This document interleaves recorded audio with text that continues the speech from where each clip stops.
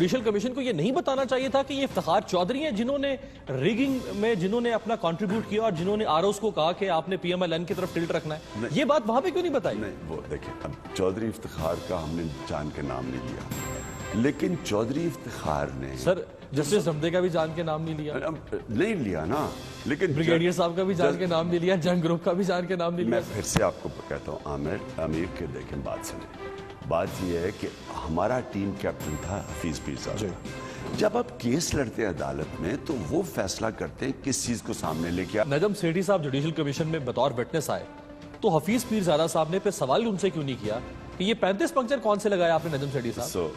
मैं फिर से कह रहा हूँ कि हफीज पीरजादा ने इससे ज्यादा जो अब हम कह रहे हैं कि 71 पंक्चर प्रूव कर दिए हैं उनको। वो जो बात करवाने वो जो बात उनसे करवाना चाहते थे वो निकल गई, तो 35 पंक्चर इररिलेवेंट हो गए। हमारे साथ आपकी पार्टी के अंदर हमारे से अपोलोजाइज करें सर। आपकी पार्टी के अंदर जो इलेक्शन हुआ था इंट्रा पार्टी, उसके अंदर भी धांधली के इल्जाम लगे, उसके अंदर भी वोटों और टिकटों की खरीदो फरोख्त के इल्जाम लगे, उस पर आपने खुद इंट्रा पार्टी इलेक्शन ट्रिब्यूनल बनाया। जस्टिस वजीउद्दीन अहमद जैसा अक्रॉस द बोर्ड क्रेडिबल आदमी जिसकी कोई शख्स बुराई नहीं कर सकता, उसको आपने बनाया चेयरमैन।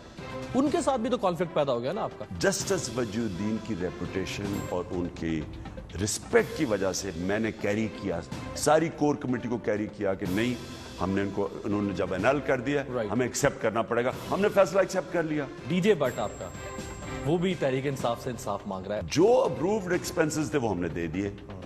अब जो अप्रूव्ड एक्सपेंसेस नहीं, क्योंकि वो धरना चलता गया आगे, वो जो अप्रूव्ड एक्सपेंसेस नहीं थे उसके ऊपर नेगोशिएशन है। हमने कभी डीजे बट को नहीं, हम पैसे नहीं दे रहे। साहब आप महातिर मोहम्मद से बड़े इंप्रेस हैं और एक दफा आपने महातिर मोहम्मद के बारे में कहा कि जिस तरह से महातिर मोहम्मद ने एक वो मलेशिया जो रबर और टिन एक्सपोर्ट करता था उसको कारें बनाने वाला, इलेक्ट्रिकल आलात बनाने वाला और स्टील बनाने वाला मुल्क बना दिया। मेरे पास इसी तरह से एक मंसूबा है कि मैं पाकिस्तान को तेल और F-16 इंपोर्ट करने वाले मुल्क से एक आलमी मौशी ताकत बना दूंगा। खान साहब, महातिर मोहम्मद ने एक विजन दिया था, विजन 2020, यानी 2020 तक मैं मलेशिया को दुनिया की स्टेट ऑफ द आर्ट जदीद रियासत बना दूंगा। केपीके में कौन सा विजन आपने दिया है इस कौम को कि जिससे हम ये कह सके कि आप मलेशिया की तरह केपीके को बना देंगे?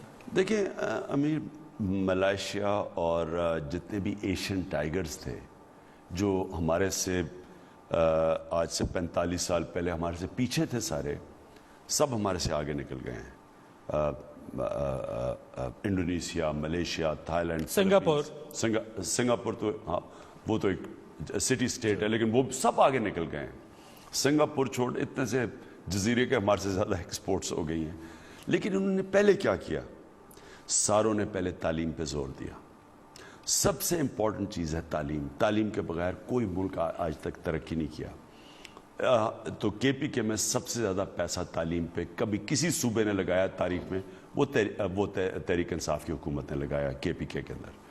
दूसरी चीज़, क्या आपकी इन्वेस्टमेंट इंसानों पे हो, आप इंसानों की हेल्थ के ऊपर, ह्यूमन डेवलपमेंट, तालीम भी आ जाता है, लोगों की सेहत भी, साफ पीने का पानी। हम साफ पीने का पानी नहीं दे सकते, मेट्रो बना रहे हैं, साफ पीने का पानी नहीं है, अस्पतालों का बुरा। तो हमने सबसे ज़्यादा जोर इंसानों पे लगाया और गुर्बत पे लगाया। लोगों को सब्सिडाइज किया, सस्ता आटा दिया, गरीबों को सस्ता घी दिया, इस तरह की स्कीमें शुरू की। अब हम इंशाल्लाह यतीमों के ऊपर भी प्रोग्राम शुरू करें। तो पहले तो इंसानों के ऊपर जोर लगाया। ह्यूमन डेवलपमेंट पहली चीज़ होती है जो एक कौम को उठाती है। उसके बाद होती है गवर्नेंस। गवर्नेंस ठीक करो। फिर भी मैं कहता हूँ मेट्रो और शहर, ये जो 10 करोड़ का प्रोजेक्ट बनाया और 1 करोड़ रुपया एडवर्टाइजमेंट पे खर्च कर दिया, ऐसे कौमें नहीं तरक्की करती। आप गवर्नेंस सिस्टम, अब गवर्नेंस सिस्टम कैसे ठीक होता है? सबसे पहले हमने पुलिस के ऊपर जोर लगाया। आज आप पख्तूनख्वा की पुलिस देख लें, मैं आप चैलेंज करता हूं, एक तारिक खोसा है, बड़े रिस्पेक्टेड ब्यूरोक्रेट, रिटायर्ड, उनका मजमून पढ़ लें कि मिसाली पुलिस फोर्स बन रही है पख्तूनख्वा में बाकी सूबों के मुकाबले में। उसके बाद हमने ब्यूरोक्रेसी के ऊपर जोर लगाया, ब्यूरोक्रेसी को तबाह कर दिया, उसको हमने डीपोलिटिसाइज करने की कोशिश कर रहे हैं। सर मेगा स्ट्रक्चर्स भी बहुत जरूरी होते हैं। इसी महातिर मोहम्मद ने सर कुलालमपुर के पाम के बागात में दुनिया का पहला मल्टी मीडिया सुपर कॉरिडोर बनाया। इसी महातिर मोहम्मद ने दुनिया का सबसे बड़ा twin tower, Petronas tower Kuala Lumpur में बनाया, लेकिन महातर ने शुरू कोई बड़ा प्रोजेक्ट आपने शुरू नहीं किया नहीं, केपीके के लेकिन अंदर? महातर ने शुरू में नहीं बनाया, 90s में शुरू किया था। महातर ने पहले गवर्नेंस सिस्टम ठीक किया, तालीम के ऊपर जोर लगाया। आप देख लें सारे महातर की नहीं, एशियन टाइगर्स की आप डेवलपमेंट देख लें, सिंगापुर की देख लें, लेकिन दो चीजों पे उन्होंने जोर लगाया। पहले आप अपनी ह्यूमन डेवलपमेंट, लोगों के ऊपर पैसा खर्च करते हैं, गवर्नेंस सिस्टम ठीक करते हैं। गवर्नेंस सिस्टम ठीक करने का मतलब कि इदारों को मजबूत करते हैं, और आपकी जो पैसा होता है वो अवाम के ऊपर जाती है, और जितनी आप गुर्बत कम करते हैं अमीर, जितनी आप गुर्बत कम करते हैं, गरीबों के ऊपर ज्यादा पैसा उनको उठाते हैं, मुल्क तरक्की करता है इंस्टीट्यूशंस की मजबूती से, बेहतर इंस्टीट्यूशंस, गवर्नेंस, और आप इंसानों पे पैसा खर्च करें, गुर्बत खत्म करें। ये दो चीजें इन सब ने की हैं।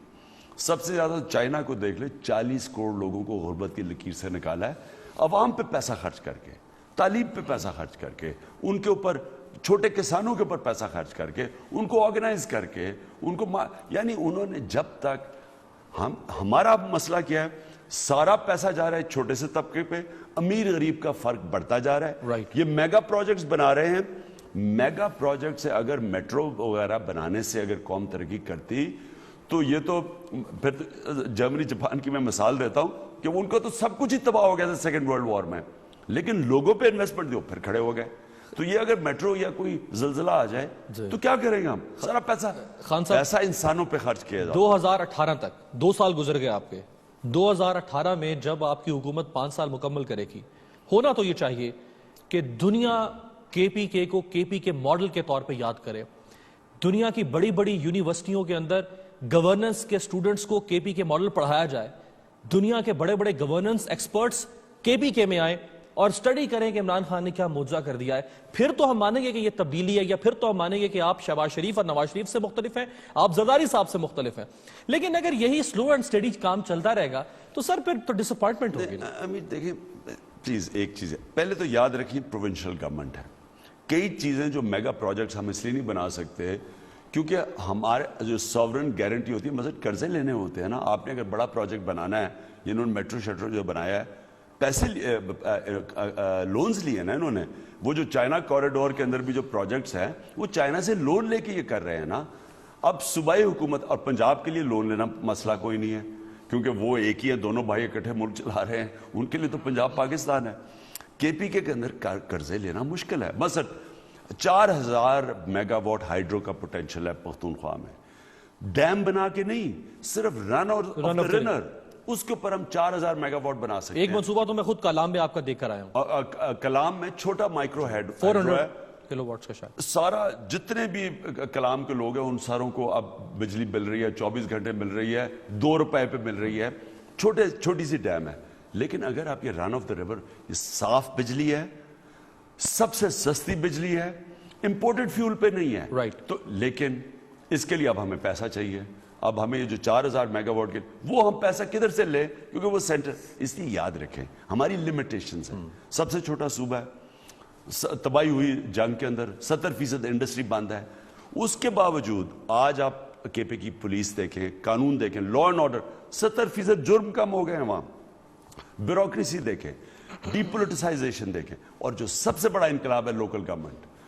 पहली दफा पाकिस्तान के अंदर गांव इतना बड़ा इलेक्शन हुआ है, 41,000 लोगों की इलेक्शन हुई है, गांव की सतह पे हुई है, और 30% डेवलपमेंट फंड यानी कि 43 अरब रुपया सीधा बल्दियात खुद खर्च करेंगे। ये इनकलाब है। Right. लोग अपने फैसले करेंगे। अब आप कभी नहीं हुआ व्यूअर्स को जरा आपके माजी में लेकर जाते हैं।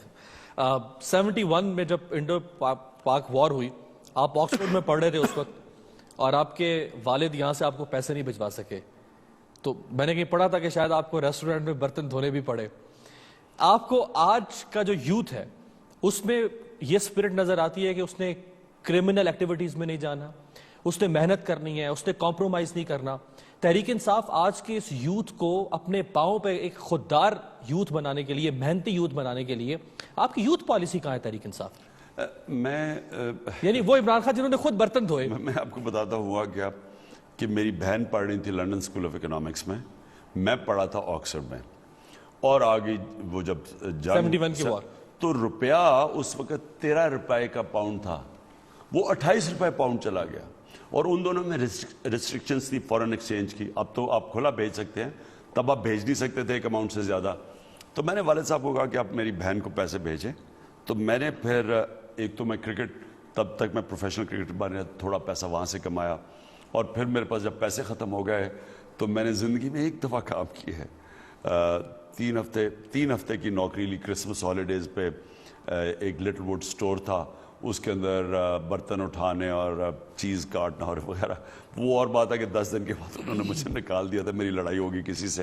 لیکن مشکل وقت دیکھا ہوا ہے, اور انسان, کوئی بھی انسان دنیا میں کوئی بڑا جو بھی کرتا ہے سٹرگل کے بغیر نہیں کرتا, تو سٹرگل کرنی پڑی تھی. میرا یوتھ کے لیے میرا صرف سمپل یہ چیز ہے کہ یوتھ کو ایک تو اپنے کیریکٹر بلڈنگ کے اوپر میں دھرنے میں بار بار کوشش کرتا رہا. یہ سچائی ہے نا, سچ بولنا ہے, یہ ایک بہت بڑی چیز ہوتی ہے ایک انسان کے اندر. یہ اس کو رسپیکٹ دیتی ہے, اس کو طاقت دیتی ہے. سچ جو ہے, ایک سچا جو انسان ہوتا ہے اور جو سچی قوم ہوتی ہے, اس کی دنیا عزت کرتی ہے. ہمارا بہت مشکل یہ ہوا کہ ہمارے رول ماڈلز جنہوں نے ترقی کے اوپر گئے, یہ جو بڑے بڑے لیڈرز ہیں, ان سب کے اوپر کرپشن کیسز ہیں. ہم کرپشن کو ایکسیپٹ کر بچے ہیں سوسائٹی کا حصہ. ایکسیپٹیبلٹی پیدا ہوگی یہ کام. یوتھ کو فائٹ کرنا چاہیے. رائٹ, ایک بریک شامل کرتے ہیں ویورز. آپ میں سے بیشتر لوگ نہیں جانتے ہوں گے کہ خان صاحب نے کبھی زندگی میں برتن بھی دھوئے ہوں گے کسی ریسٹورنٹ پہ. خان صاحب کو جنرل ضیاء الحق بھی بہت پسند کرتے تھے. ایک بریک سے واپس آتے ہیں. آپ کو پتا ہے میں کیپٹن بھی نہیں بننا چاہتا تھا. میں کیپٹن تو اس لیے بنا کہ کھلاڑیوں کے اندر ایک ریوولٹ ہو گئی اور 2 فیکشنز بن گئے, تو دونوں کے لیے صرف میں قبول تھا ایز کیپٹن. 1994 میں اسٹیبلشمنٹ آپ کو اور عبدالستار ایری صاحب کو محترمہ کے خلاف استعمال کرنا چاہتی تھی.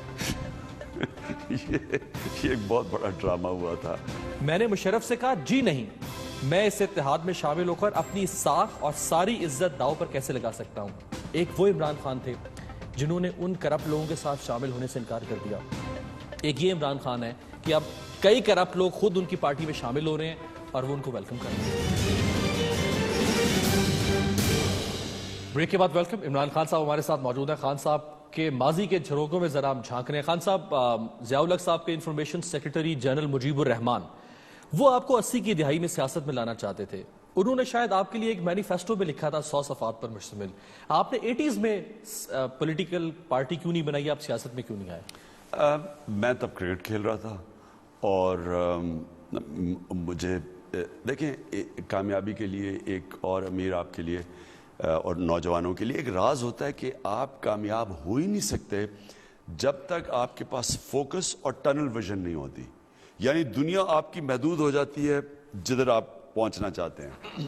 کوئی بھی دنیا میں کامیاب ہوا ہے, اس میں یہ ایبلٹی ہوتی ہے کہ وہ ساری چیزیں علیحدہ چھوڑ کے فوکس کر لیتا ہے کہ میں نے کامیاب ہونے کے لیے کیا 1 2 3 سٹیپس کیا کرنے ہیں. تو میرا تو اس وقت میں پاکستان ٹیم کا کیپٹن تھا. میری کوشش یہ تھی کہ پاکستان دنیا کی بیسٹ ٹیم بنے, تو میری تو پوری فوکس ادھر تھی.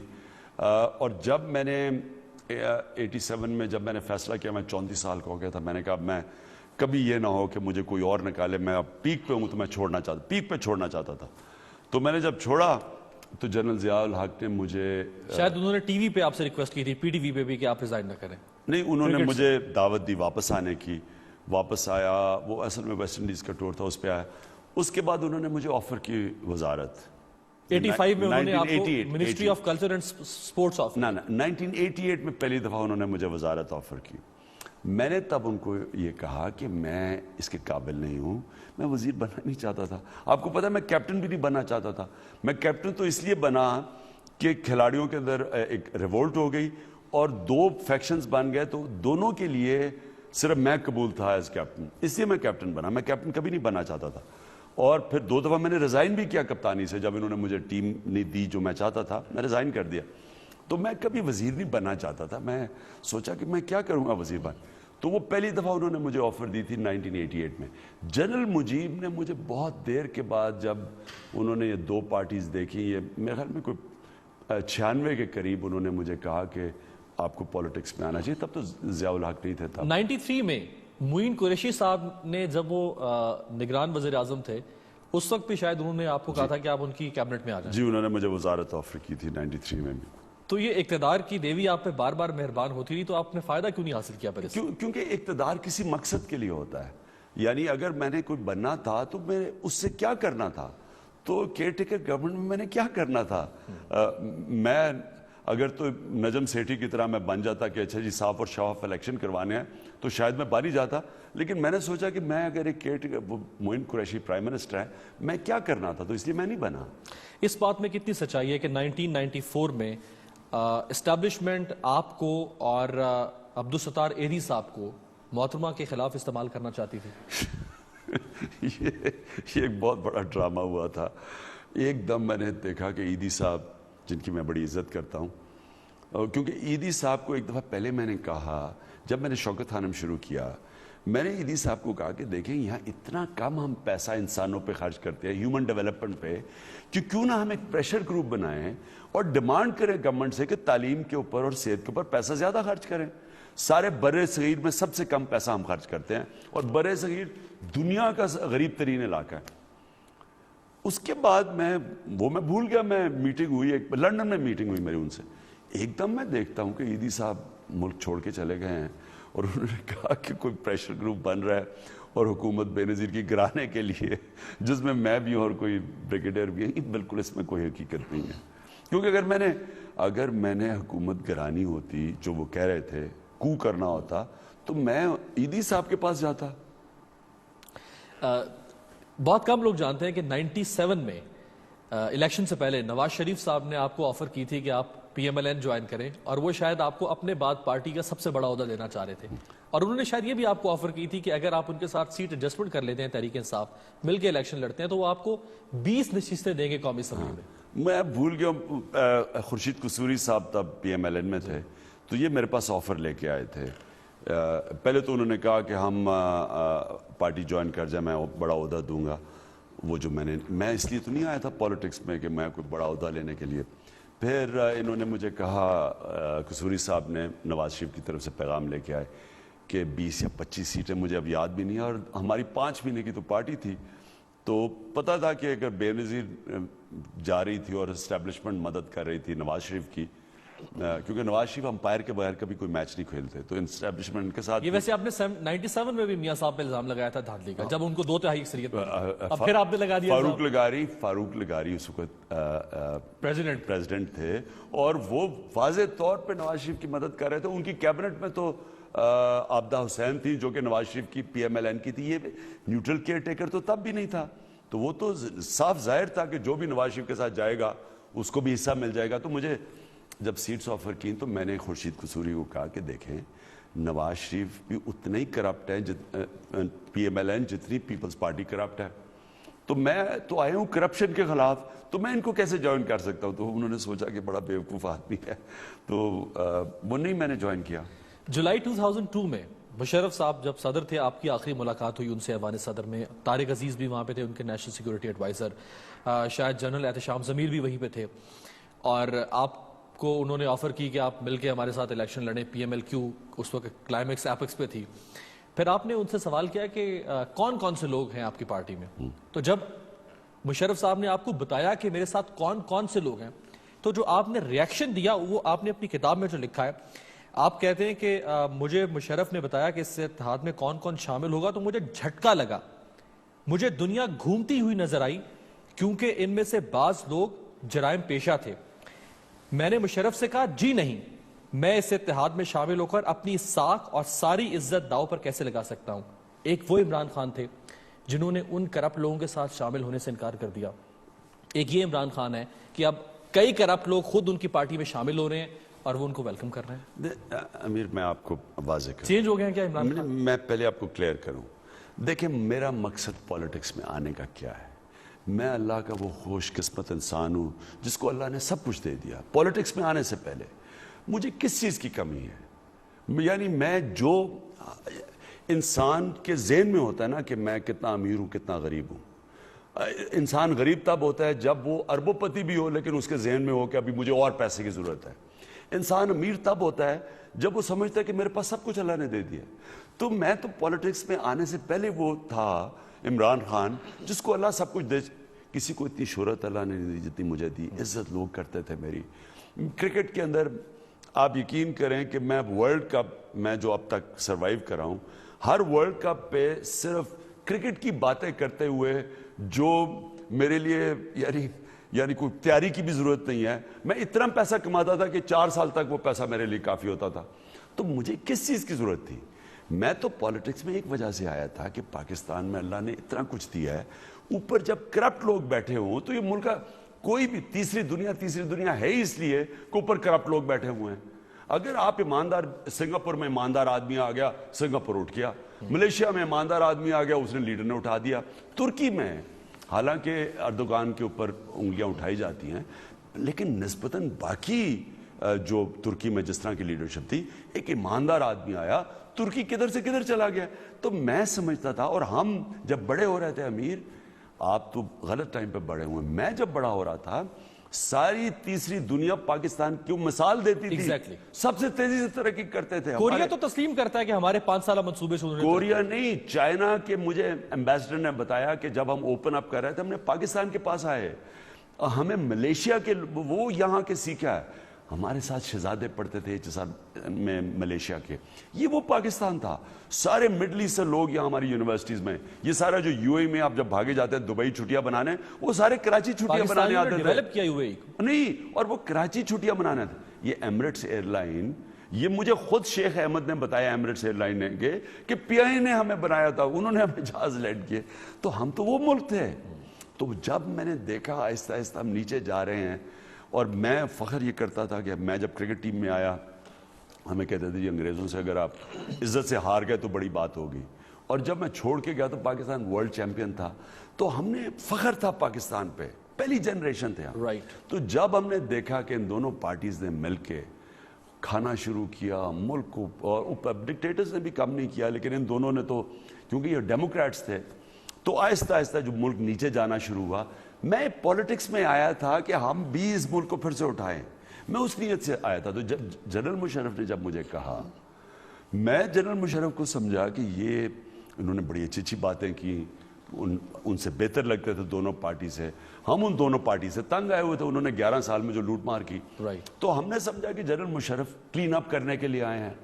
تو جب انہوں نے مجھے کہا کہ میرے ساتھ مل جاؤ اور اقتدار کا حصہ بن جاؤ، لیکن تو میں نے جب پوچھا یہی لوگوں کے ساتھ آنا ہے، تو میں نے کہا بے نظیر اور نواز سے تو میری ذاتی دوستیاں تھیں، اگر میں نے کرپٹ لوگوں کے ساتھ ہی جانا تو ان کے ساتھ چلا جاتا. لیکن ابھی لوگ بھی یہی کہتے ہیں نا خان صاحب کہ ہم تو یہ سمجھتے تھے کہ تحریک انصاف کلین اپ کرنے کے لیے آئی ہے، لیکن اگر تحریک انصاف خود ایک لانڈری بن گیا ہے کلینزنگ کی، اور لوگ آ رہے ہیں اور یہاں پہ اجلے ہو کر نکل رہے ہیں، تو پھر وہ... میں آپ کو امیر یہ بتا دوں کہ اگر آپ کا اوپر لیڈر ٹھیک ہو، کبھی آپ کے ساتھ 2 نمبر آدمی نہیں چلے گا، یا تو وہ ٹھیک ہو جائے گا یا وہ نکل جائے گا. کبھی یہ نہ سمجھنا کہ لیڈر خود ایماندار ہے اور نیچے کرپٹ لوگ ہیں، یہ کبھی نہیں ہوتا. کبھی بھی دنیا میں یہ کہتے ہیں یہ ایڈوائزر غلط ہے، اس کے آدمی ٹھیک ہے، کبھی یہ نہیں ہوتا. خود لیڈر غلط ہوتا ہے تب ایڈوائزر غلط ہوتے ہیں. ایک بریک شامل کرتے ہیں، اور بریک سے واپس آ کے ویورز، عمران خان صاحب کی سابقہ اہلیہ پر ایک سمگلنگ کا کیس بنا تھا، وہ کیا کیس تھا، کیوں بنا تھا؟ ایک بریک سے واپس آتے ہیں. جمائمہ خان صاحبہ پر سیرامک باتھ ٹائلز سمگل کرنے کا الزام لگا تھا. کیا واقعی وہ بات اینٹیک ٹائلز تھی، آثار قدیمہ کی ٹائلز تھی؟ کیا واقعی آپ میاں بیوی سمگلنگ کر رہے تھے؟ وہ ٹائلز میرے یہ ادھر باہر لگی ہوئی ہیں، آپ اگر جائیں گے تو یہ ذرا ان کی تصویریں لے لیں. کیا پی ٹی وی کے اوپر محترمہ نے پابندی لگائی کہ شوکت خانم کے لیے فنڈ ریزنگ نہیں ہو سکتی؟ انہوں نے کی، اور ان کے دور میں انہوں نے مجھے، جب میں شوکت خانم کے لیے زکوٰۃ اکٹھی کرنی شروع کی تو 1-2 جگہ میں نے سٹیٹمنٹ دے دی کہ کرپشن ہے ملک میں بہت زیادہ. جنرل مشرف نے 2 ارب روپیہ خرچ کیا سوئس کیس میں، 2 ارب روپیہ اس غریب قوم کو، اور انہوں نے ان کو این آر او دے دیا. میں جا رہا یہاں سے تو کچی سڑک تھی، تب تو کچھ بھی نہیں تھا نا، یہاں جنگل تھا. یہاں تو کچی سڑک پہ جا رہا ہے تو انہوں نے 2 بندوقوں والوں نے آ کے وہ ڈرائیور کے یا کن پٹی پر بندوق رکھ دی. تو اب مجھے ڈر، میرے بچے پیچھے بیٹھے ہوئے ہیں.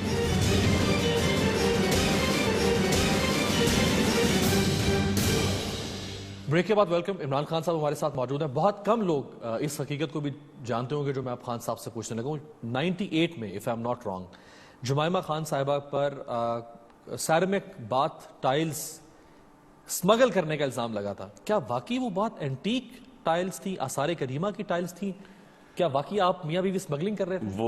وہ ٹائلز میرے یہ ادھر باہر لگی ہوئی ہیں, آپ اگر جائیں گے تو یہ ذرا ان کی تصویریں لے لیں, آپ کو پتہ چل جائے گا وہ کتنی اینٹیک ٹائل ہے. ایک یہ میرے باہر لگی ہوئی ہے اور ایک میرے جب انٹرنس میں لگی ہوئی ہیں ٹائلز. ہوا کیا کہ بیچاری جمائمہ نے یہاں سے ٹائلیں خریدی اور اس نے کرسمس پریزنٹ اپنے بھائی کو بھیجا انگلینڈ میں. ان کے نون لیگ کے ہاتھ چڑھ گئی وہ, اور ان سے زیادہ نیچے گرنے والے لوگ, میں نے جو نون لیگ جتنا نیچے گرتی ہے نا, یہ شریف برادران بنتے تو بڑے شریف ہیں, معصوم دونوں چہرے بنا لیتے ہیں, چادر اور چار دیواری اور یہ اور وہ. میں لوگوں وہ کوئی عورت کو کچھ ہو جاتا ہے وہ پہنچ جاتے ہیں اور پھر تصویریں اتنی بڑی اپنے اشتہار لگا دیتے ہیں. لیکن جو یہ ذلیل حرکتیں کرتے ہیں نا, انتقامی کارروائی کسی نے نہیں کی.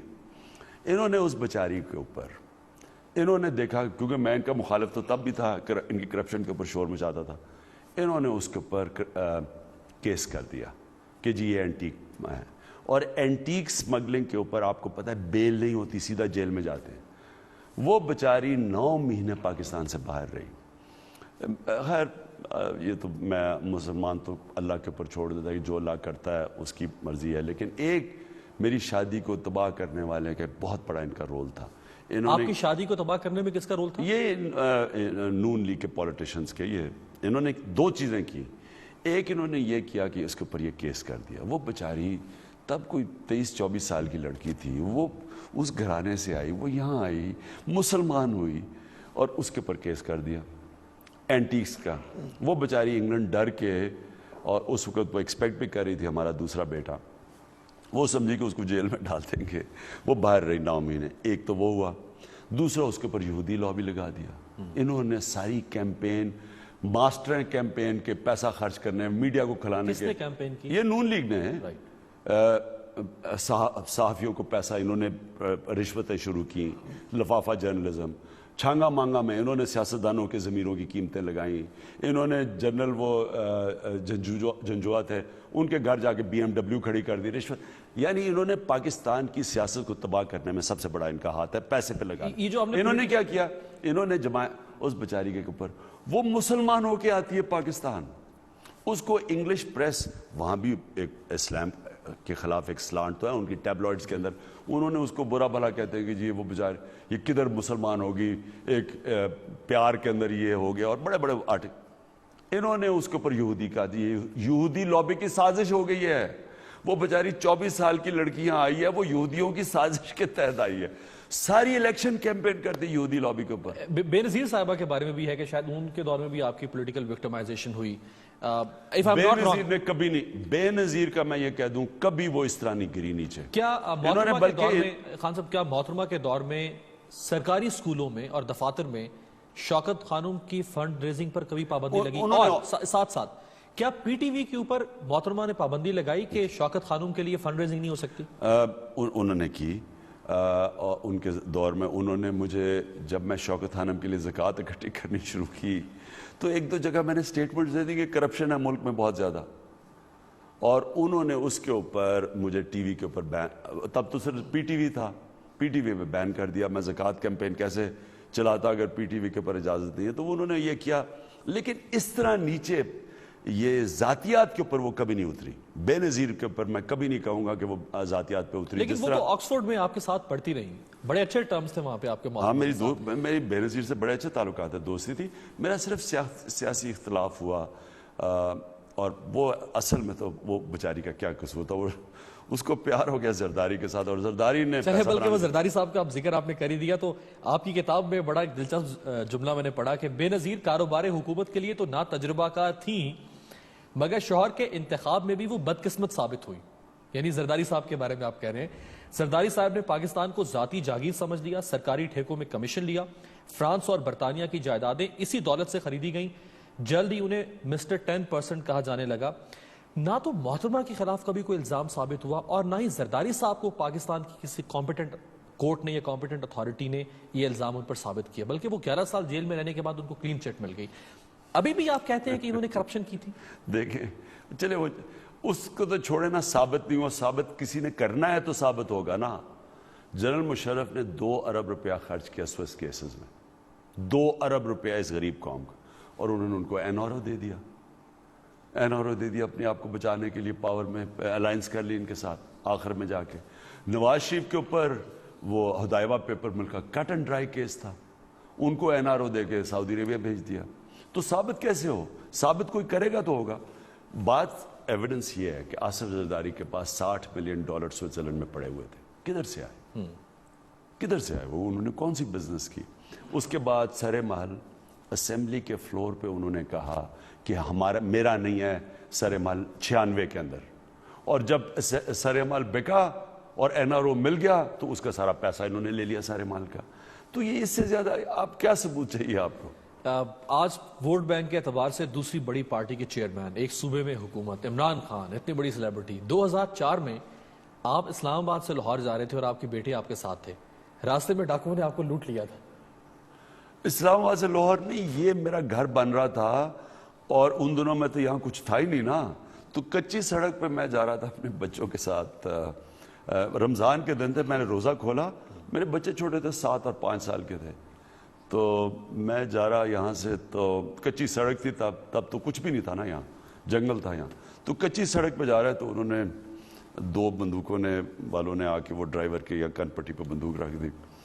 تو اب مجھے ڈر, میرے بچے پیچھے بیٹھے ہوئے ہیں, تو میں نے بچوں کو, تو میں پیچھے سے سن رہا ہوں, ان کے دوست بھی 2 بیٹھے ہوئے تھے چھوٹے, وہ بھی سارے 5-5, 6 سال. تو انہوں نے کہا او یہ تو ہولڈ اپ ہے, وہ انہوں نے کامکس میں دیکھا نا ہولڈ اپ ہے. تو میں اب ان کو, مجھے ڈر کے بیچارے گھبرا نہ جائے, تو میں ان کو پیچھے مڑ کے میں کہا وہ فکر نہ کرو. تو میں نے جب پیچھے دیکھا تو ساروں نے ہاتھ کھڑے کریے. تو بہرحال تب یہ بڑا جنگل تھا پورا, اب تو خیر آبادی ہے یہاں. آپ کا پہلا سیاسی جلسہ شاید موچی دروازہ لاہور ہوا تھا, اس سے لے کر 30 اکتوبر 2011 کے جلسے تک یہ جو 16-17 سال کا سفر ہے سیاسی, اپنے آپ کو کامیاب سمجھتے ہیں یا اکثر جگہوں میں ناکامی ملی؟ دیکھیں ایک سٹرگل ہے یہ, میری ساری زندگی سٹرگل میں گزری ہے. میں جب پہلے کرکٹ کا میچ, پہلا ٹیسٹ میچ کھیلا تو مجھے انہوں نے ٹیم سے نکال دیا. 3 سال لگے مجھے واپس آنے میں, اور میرا انہوں نے نام مجھے یاد ہے, مجھے کہتے تھے عمران کانٹ, کہ کھیل ہی نہیں سکتا.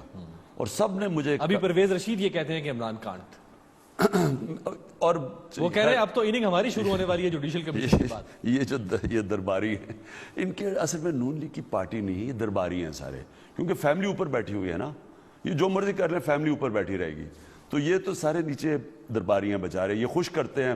میں اسمبلی میں بھی دیکھتا ہوں, میں جب گیا اسمبلی میں, بڑے 3-4 نے گلے پھاڑ کے مجھے برا, ایک سیالکوٹ سے ان کا خاص درباری ہے, کوئی شرم کرو, کوئی حیا کرو. نواز شریف ایسے بیٹھے سن رہے, خوش کر رہے نواز شریف کو.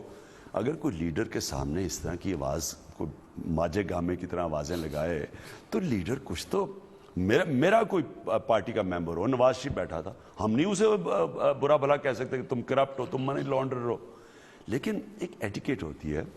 میں میرے ہوتے ہوئے میں کیسے اسے آوازیں پڑھواؤں؟ تو وہ لیکن وہ خوش کر رہا ہے درباری, کوئی شرم کرو, کوئی حیا کرو وغیرہ. تو ان کے درباری ہیں, یہ سارے الٹی سیدھی باتیں کرتے رہتے ہیں, ان کو یہی نہیں پتا کہ سٹرگل کیا ہے. یہ تو خوشامد کرتے ہیں نا کہ جی بادشاہ دیکھے گا, اشرف ریاں کی تھیلی پھینک دے گا, وزارت دے دے گا. میری جو سٹرگل ہے وہ کہ انسان تب ہارتا ہے جب ہار مان جاتا ہے. میں نے پہلے ٹیسٹ میچ کے بعد مجھے نکال دیا, برا بلا کہا گیا, ختم ہو گیا, کچھ نہیں ہے, پوٹینشیل نہیں ہے. پھر ایک بڑی سٹرگل رہی, اور پھر میں اپنے آپ کو آہستہ آہستہ اپنے آپ کو ثابت کیا. پولیٹکس میں آیا, سب سے بڑا یہ نجم سیٹھی, تجزیہ نگار, یہ تو ختم ہو گیا, اس کو کوئی سیٹ نہیں ملے گی. پھر یہ ہر روز میری چڑیا کہتی ہے ایک سیٹ مل جائے گی. دوست تو بڑے اچھے رہے ہیں آپ کے ماضی میں. دوست تو خیر میرا نہیں تھا, میں میرے سرکلز میں تھا, کیونکہ لاہور میں ہم بڑے ہوئے تو یہ وہ بھی تب بھی بات ہے. لیکن یہ ایک بڑا بدقسمت آدمی ہے, یہ اپنی طرف سے انٹلیکچوئل بنتے ہیں, لیکن اس کا پرابلم یہ ہے کہ دیکھیں نا, بلوچستان میں پاکستانی فوج کے خلاف انہوں نے جنگ شروع کر دی 70s میں کہ جی بلوچستان آزاد ہونا چاہیے. پتہ نہیں اس کے بعد پھر جو اپنے دوست تھے انہی کو پھنسوا دیا انہوں نے جا کے فوج کے ساتھ. بہرحال ان کی ایک تاریخ ہے. پوائنٹ یہ ہے کہ ایک زندگی ایک سٹرگل کا نام ہے, جتنی آپ سٹرگل کرتے ہیں اتنی آپ میں طاقت آتی ہے. رائٹ. اور سٹرگل کے بغیر کوئی دنیا میں کوئی شارٹ کٹ نہیں ہوتا. اب بلاول بھٹو کو آپ لے آئیں, آپ تقریریں سکھا دیں اور سمجھیں کہ وہ لیڈر بن جائے گا. ایسے لیڈر نہیں بنتا. رائٹ, ایک بریک شامل کرتے ہیں ویورز, پروگرام کے آخری سے میں واپس آتا ہوں. راڈنی مارش کو باؤنسر مارا اور وہ شاید اس کے ماتھے پہ لگا اور اس نے چوٹ کھانے کے بعد آپ سے پوچھا کہ عمران خان اتنی زیادہ رفتار کہاں سے حاصل کی ہے. وہ آپ کا کھیل میں باؤنسر تھا. ایک آپ نے سیاست میں باؤنسر مارا 30 اکتوبر 2011 کو. کہا جاتا ہے کہ یہ سیاسی باؤنسر جو ہے اس کی رفتار جنرل پاشا نے آپ کو دلوائی تھی. کہا جاتا ہے کہ نیپال کے مہاراجا کی گرینڈ ڈاٹر نے آپ کو پروپوز کیا تھا. تو ہے ایسی بات؟ پتہ نہیں, بہت پرانی بات. بریک کے بعد ویلکم. عمران خان صاحب, چیئرمین تحریک انصاف, ہمارے ساتھ موجود ہیں. خان صاحب, میلبرن ٹیسٹ میں آپ نے راڈنی مارش کو باؤنسر مارا اور وہ شاید اس کے ماتھے پہ لگا اور اس نے چوٹ کھانے کے بعد آپ سے پوچھا کہ عمران خان اتنی زیادہ رفتار کہاں سے حاصل کی ہے. وہ آپ کا کھیل میں باؤنسر تھا. ایک آپ نے سیاست میں باؤنسر مارا 30 اکتوبر 2011 کو. کہا جاتا ہے کہ یہ سیاسی باؤنسر جو ہے اس کی رفتار جنرل پاشا نے آپ کو دلوائی تھی. دیکھیں, اب لاجکلی بات کر لیں کہ جنرل پاشا اگر کوئی 3 لاکھ لوگ جمع کروا سکتے ہیں منار پاکستان میں, تو نواز شریف کو تو بنایا ہی جنرل جیلانی نے تھا, جنرل ضیاء نے بنایا تھا. وہ تو ان کی ہسٹری ہمیں پتہ ہے نا. ہمارے سامنے نواز شریف کے پاس کون جانتا تھا؟ وہ تو ایک بزنس مین تھے. ان کو اٹھا کے پہلے جنرل جیلانی نے فائنانس منسٹر بنایا, پھر ان کو جنرل ضیاء الحق نے چیف منسٹر بنایا. تو مجھے بتائیں کہ کتنی دفعہ نواز شریف نے منار پاکستان بھری ہے؟ 3 لاکھ آدمی کبھی انہوں نے اکٹھا کیا. اگر کوئی جنرلی آپ کی مدد کر کے 3 لاکھ, اور وہ پارٹی جس نے 2 سال میں 3 دفعہ منار پاکستان بھرا ہے, آخری دفعہ 10 لاکھ, آخری دفعہ جو جلسہ کیا بھی ہم نے یہ پچھلے نومبر میں چند مہینے پہلے, 10 لاکھ لوگ آئے ہیں. کبھی پاکستان کی تاریخ میں اتنے لوگ کوئی جنرل جمع کر کے دیتا ہے؟ جنرل اگر جنرل پاشا کر سکتے تھے ہمارے لیے جمع, تو جنرل مشرف کے لیے کیوں نہیں انہوں نے لوگ جمع کیے؟ مشکل سے بیچاروں نے سارے پاکستان سے 30,000 لوگ نہیں اکٹھے کیے. Right, last 2 question. کہا جاتا ہے کہ نیپال کے مہاراجا کی گرینڈ ڈاٹر نے آپ کو پروپوز کیا تھا. کوئی ہے ایسی بات؟ پتہ نہیں, بہت پرانی بات. کتنی خواتین نے پروپوز کیا؟ کرکٹ کے دنوں کی بات ہے, وہ مجھے بھول ہی گئی ہیں, اب اتنی پرانی ہو گئی ہیں. ہوا تھا, پروپوز کیا تھا آپ کو؟ کوئی ایسی چیز ہوئی ہوگی جی. رائٹ, آخر میں ذرا ویورز آپ کو دکھاتے ہیں نواز شریف صاحب اور عمران خان صاحب. آج تو عمران خان صاحب کنٹینر پہ کھڑے ہو کے اور پی ایم ہاؤس کی طرف للکار کے کچھ کہتے رہے, لیکن جب اکٹھے تھے ساتھ تو کس طرح مسکراتے ہیں؟ Sir, this is Richard, who's come from Australia, 60 minutes. Prime Minister, great pleasure to meet you. Welcome to Pakistan. Thank you very much indeed. Is it your first visit? Yeah, no, second. Are you proud of the young boy? Oh yes, they've done extremely well. If he was to go into politics, he'd be the right man to have on your team, would he? I offered him a long time ago, but he declined. I don't know why. My offer is still valid. صاحب, آپ اور طاہر القادری اگر cousin ہو سکتے ہیں تو نواز شریف صاحب کو cousin کیوں نہیں بنا سکتے؟ میں آپ کو پھر سے کہہ دوں امیر, میری نواز شریف سے کبھی تعلقات برے نہیں تھے. میرے بے نظیر سے تو زیادہ دوستی تھی نواز شریف سے. دیکھیں, ایشو میری کوئی دوستی کا تو نہیں ہے. ایشو یہ ہے کہ آپ پاکستان ہیں. پاکستان کے لیے ہمارا فرض بنتا ہے کہ ہم اس سچ اور حق کے لیے کھڑے ہوں. ان کے لیے ضروری یہ ہے کہ بجائے آپ اقتدار میں آتے ہیں, اللہ اتنی بڑی اپرچونٹی دیتا ہے, ان کا کام ہوتا ہے کہ پاکستان کی عوام کی خدمت کریں. آپ اپنی فیکٹریاں نہیں بنا سکتے. کہیں بھی جو میں بات کہہ رہا ہوں, کوئی مغربی جمہوریت میں آپ مجھے بتا دیں کہ کوئی الیکٹ ہو کے آیا اور وہ اپنے بزنس امپائر بنانا شروع کر دے, کہیں نہیں. اس کو کانفلکٹ آف انٹرسٹ کہتے ہیں. پاکستان میں ان دونوں کو, زرداری اور نواز شریف کو دیکھ لیں, میری ان سے کوئی ذاتی لڑائی نہیں. ان کے اقتدار کے آنے سے پہلے کتنا اور اب کتنا پیسہ ہے. Thank you sir. اوکے.